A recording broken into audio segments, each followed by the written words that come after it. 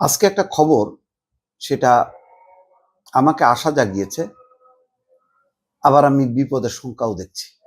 খবরটা হলো এই, রাজনীতিতে আসছে তৃতীয় শক্তি। এই তৃতীয় শক্তি কারা?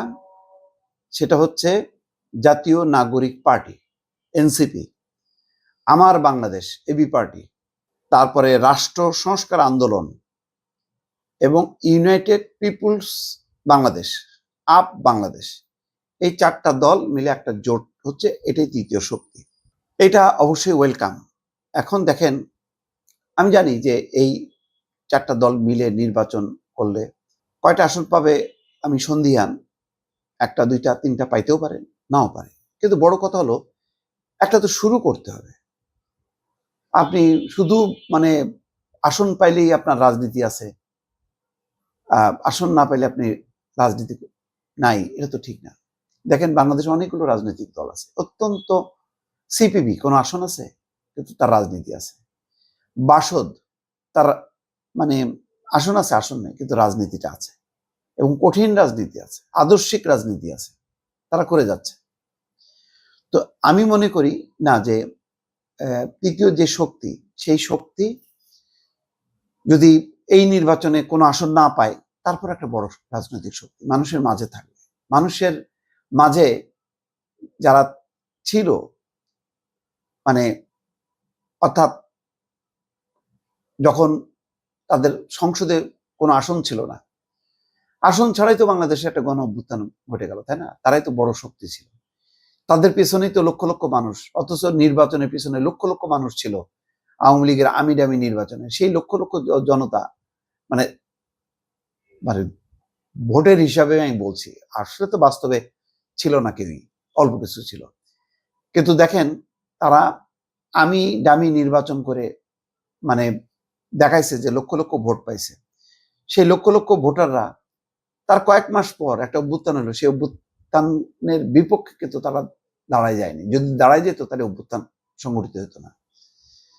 যারা অভ্যুত্থানটা করলো, এই নাহিদ ইসলাম, সার্জিস আলম, হাসনাত আব্দুল্লাহ,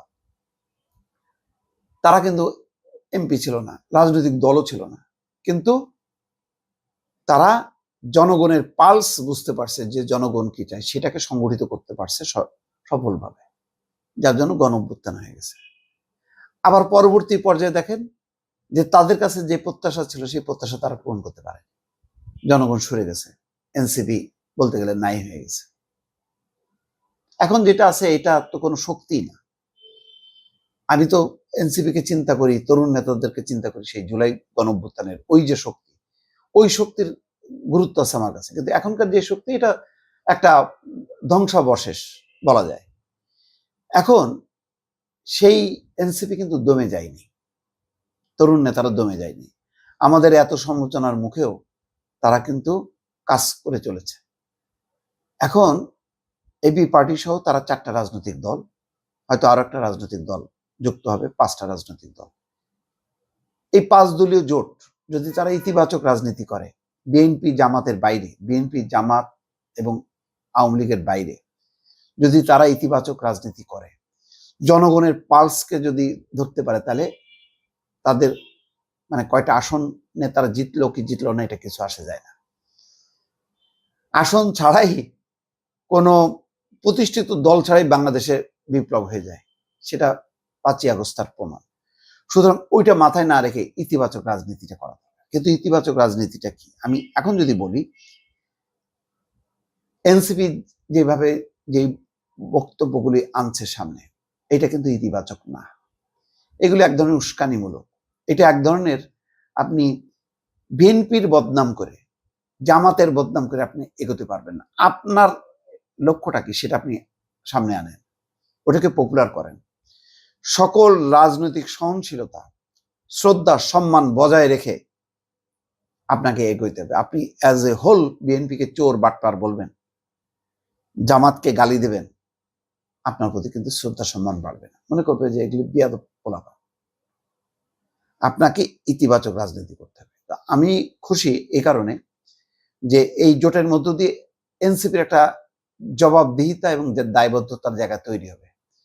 কারণ জোটের যেই দলগুলো এবং তার নেতা, তাদের বিশাল কোনো গণভিত্তি নেই, কিন্তু তাদের রাজনৈতিক পরিপক্কতা আছে, ম্যাচুরিটি আছে। তারা কি বলতে হয় আর কি বলতে হয় না এটা জানে। কিন্তু দুঃখের সঙ্গে বলতে হয়, তরুণ নেতাদের অনেকের সেই বোধটা নেই। সেনাপ্রধান, সেনাবাহিনী, রাষ্ট্রের বড় রাজনৈতিক দল, সিনিয়র রাজনীতি, তাদের সম্পর্কে যেভাবে বক্তব্যগুলো তারা দেন, এটা খুবই লজ্জার, অপমানের। এটা করলে আপনি কিন্তু মানুষের সম্মান অর্জন করতে পারবেন না। বাংলাদেশের শুধু তরুণদেরকে আপনি উস্কায় দিবেন সিনিয়রদের বিরুদ্ধে বা প্রচলিত রাজনীতির বিরুদ্ধে, এটা চলবে না। সুতরাং ম্যাচুরিটি শো করতে হবে, কখন কোনটা বলতে হবে সেটা বুঝতে হবে, সত্য কথাটা বলতে হবে, কোনো দিকে মানে ডানে বামে বিবেচনা না করে। আর প্রতিনিয়ত আপনি ওই যে শেখ হাসিনা যেমন কথা বলতে উঠলেই আগে বিএনপি জামাতকে গালাগালি, বদনাম করা, ওইটা বাদ দেন। বাদ দিয়ে নিজে কি করবেন, সামনের লক্ষ্যটা কি সেটা পরিষ্কার করে যদি চলতে পারে, আমি মনে করি এনসিপির উপরে হয়তো আমার আস্থাটা কম, কারণ তরুণ নেতারা তাদের ওই বক্তব্যগুলোর দ্বারা আমি আশাবাদী হই না। কিন্তু এই জোটের আমি মনে করি যে অন্যান্য যে কম্পোনেন্টগুলো যারা আছে তাদের মধ্যে একটা ম্যাচুরিটি আছে। সেটা যদি এনসিপি গুরুত্ব দেয়, তারা আবার যদি দুদিন পরে মনে করে যে আমি তো গুরুত্বপূর্ণ, আমি অন্যদেরকে করবো কেন, ভুল করবে। এই গণ অধিকার পরিষদ কিন্তু এই ভুলটা করছে।